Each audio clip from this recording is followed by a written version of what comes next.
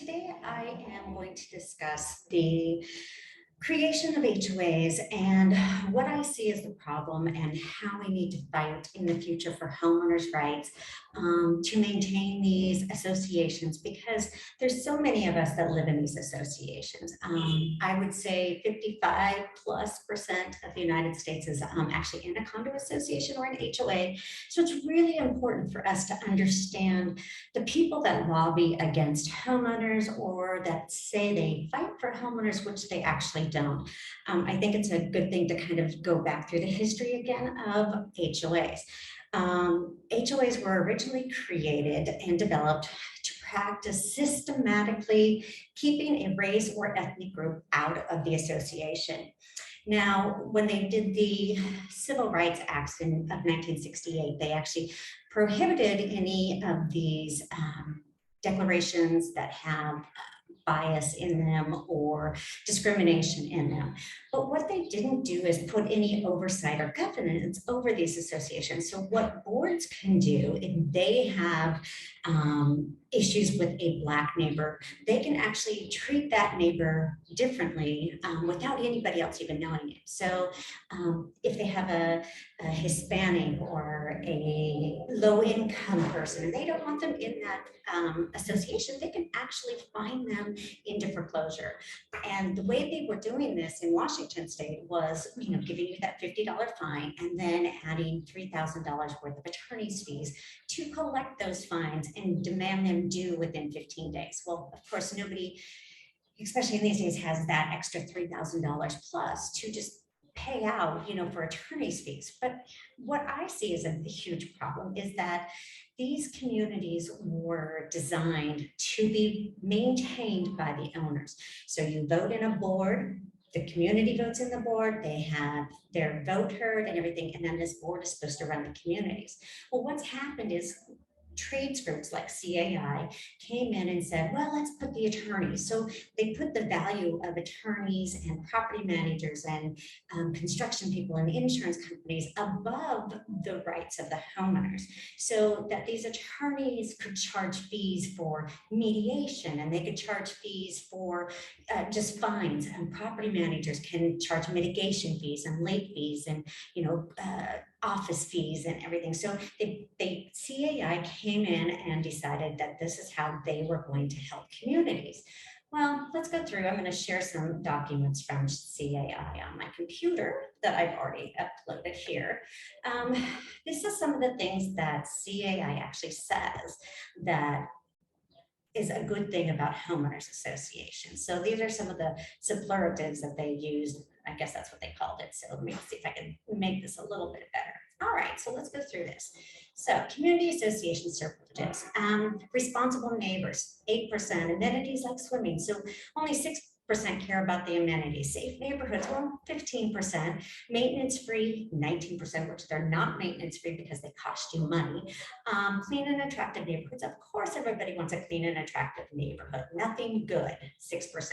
Quiet. So all these percentages that you see here are very, very small, nothing bad. So 29% of homeowners say there's nothing bad about their association.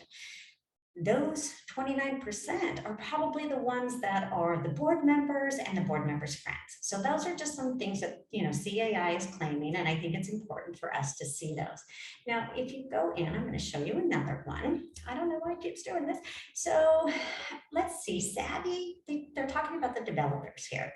So developers, when they create these associations, they want it to benefit them. So of course, the declaration, the bylaws, they're all written to protect the developer, but they don't go through what's going to happen in the future of this. So I know that the developers, CAI is claiming that developers need to set requirements for board members, and they need to be educated and professional and have prior leadership positions.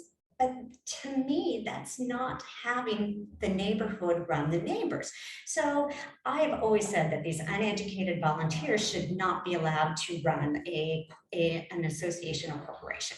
So I do agree with that, but I also disagree with that, because you can't have the neighborhood running the program and then on the other side demanding that they're educated, because it's just not that way. What if you have a neighborhood that has nobody that's educated? They're all, depends on their education. Just because they're an accountant doesn't mean that they're good at their job either. So, or that they would be good on a board. So, it's just something to think about, but even CAI is claiming that these uneducated board members shouldn't be there. They should have requirements.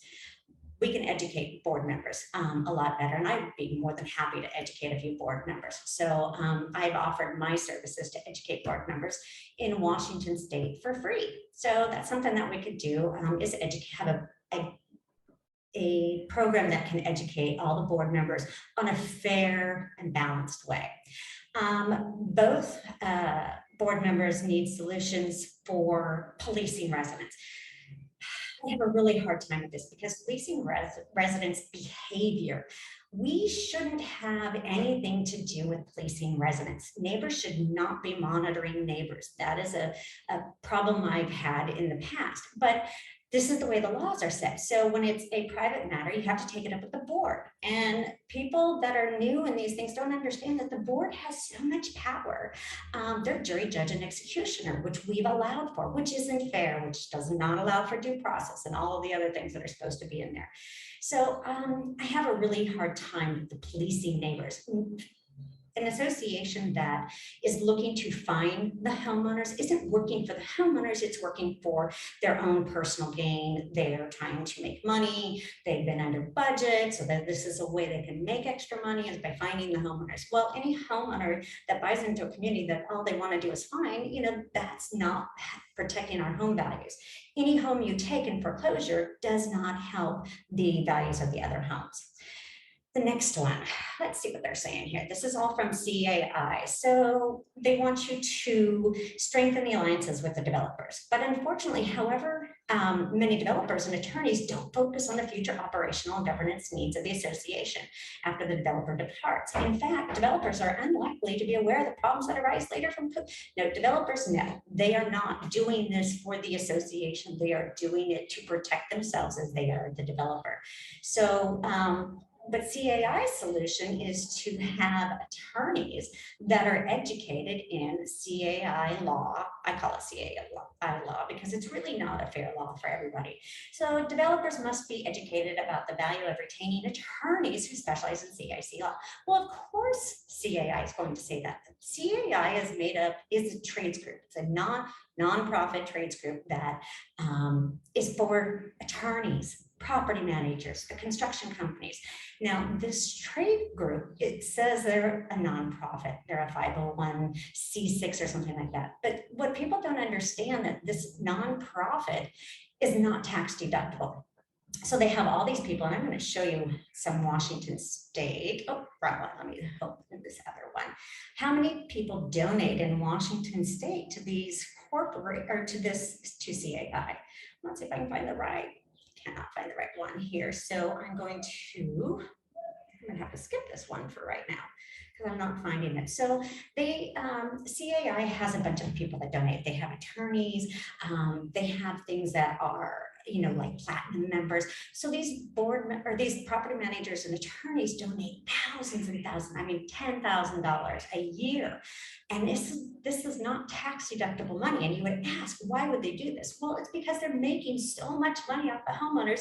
They don't care about the donation. The donation is very minimal. They get to be in this book, they get to be referred to, they are preferred vendors, and all of that kind of stuff. And I don't think that that is fair. Now, one thing that we need to learn is that, I'm going to go here, CAI also advocates for the fact that management companies and homeowners might need to have people lobby for them in the future. Well, isn't that what CAI is supposed to be doing? Aren't they supposed to be advocating for laws that protect our property values? No, they're not. They're not advocating to protect our property values at all, because they state right here why CAI plays a large role in advocating for associations. It is possible that management company and homeowners may arrive at a point in the future where they require lobbyists representing their specific needs. CAI is supposed to be representing our specific needs in these communities because they should know what these communities need. They should know that the boards are not going by the reserve studies that they're required to have, that we have, many, I would say almost 90% of the condo associations are most likely not up to code even, because they've been able to skip the processes. So we need to also understand that CAI is a money-making machine. They have so much money because they have all these big people donating to them. And you can read here, I kind of did their little Twitter thing just to kind of see what they're doing today. But they have an advocacy calling all homeowners and business partners. We need your help. Sign up today for CAI advocacy. Let your voices, help us have your voices be heard. Well, why does a homeowner want to hear what a property management cares about their, says about their property?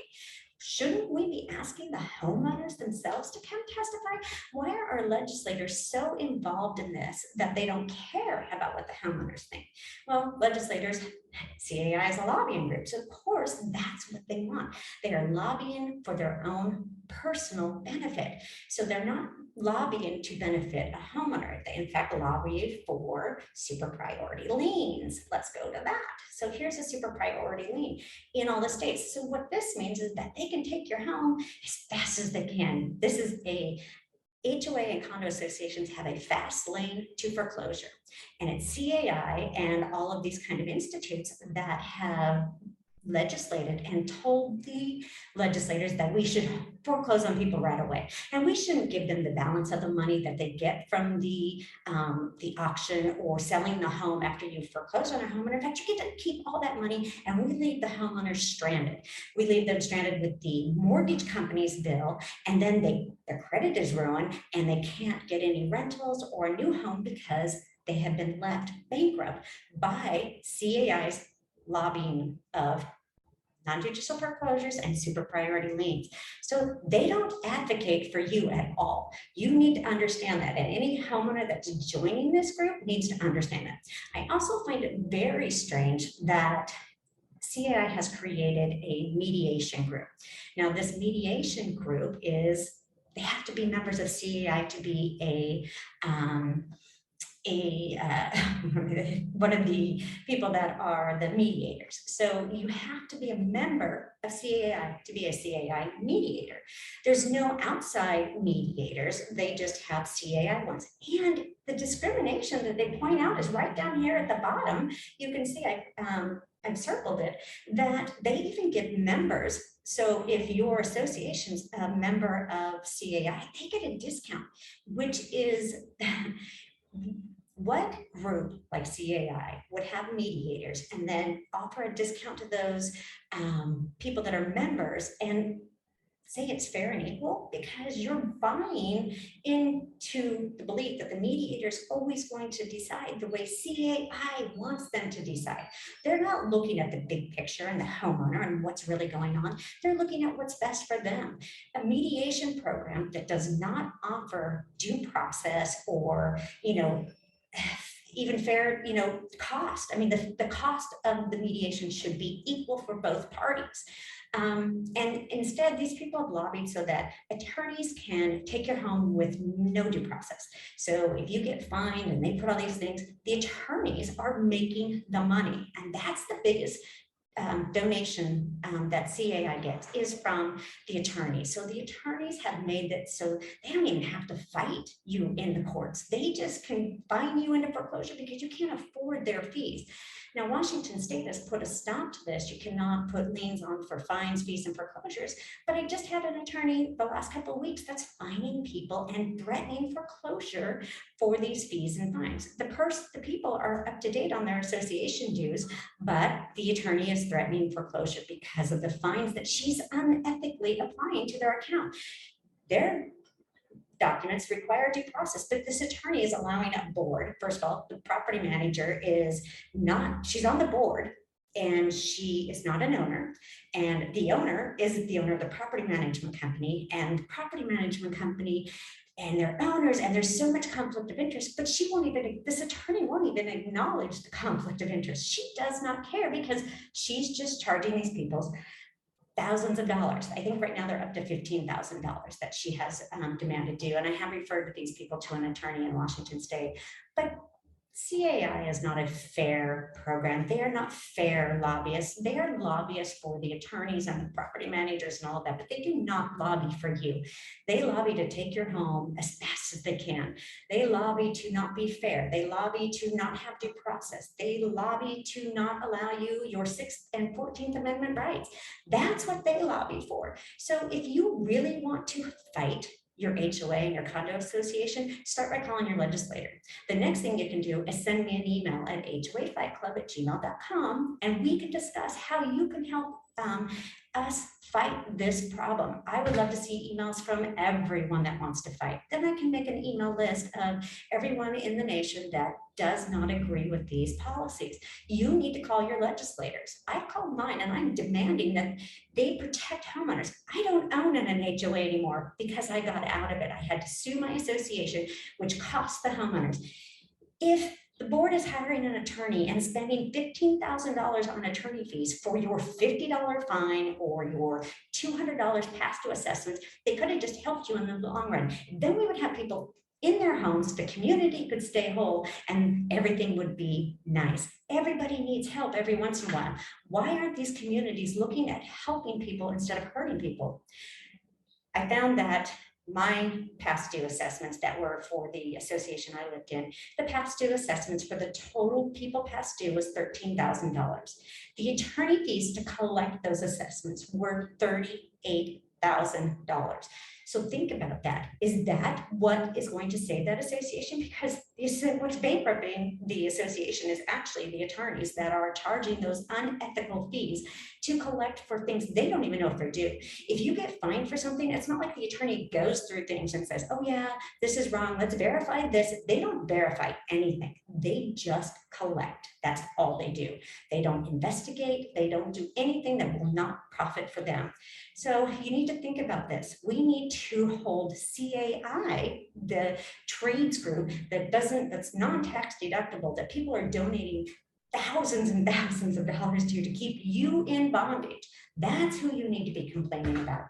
Those are the people. And you need to tell your legislators to stop being wined and dined by a trades group for your demise. We need to stop that. Homeowners should not be put into foreclosure for any fines and fees that have not gone through the regular courts. There needs to be justice, and there needs to be fair and equal treatment. We need to have government and oversight over everything. You know, homeowners get fined if they don't follow the bylaws and the declaration and the rules and regulations, but we hold the boards harmless. Why are we holding boards harmless? If they violate that declaration, they should also be fined by the state. The Attorney General should have some sort of a program that can look at a problem and be able to make a determination whether the association is following the declaration of bylaws or not. It's really not that hard. I can tell right away when I look at it whether the association is following the right things. All right, you guys, there's a lot there to unpack, but I just wanted to kind of go through this today and let you know that we need to fight. Send me your email addresses so that I can create a list of people that want to lobby against CAI and the unethical laws they've passed. All right, I'll see you on the next one.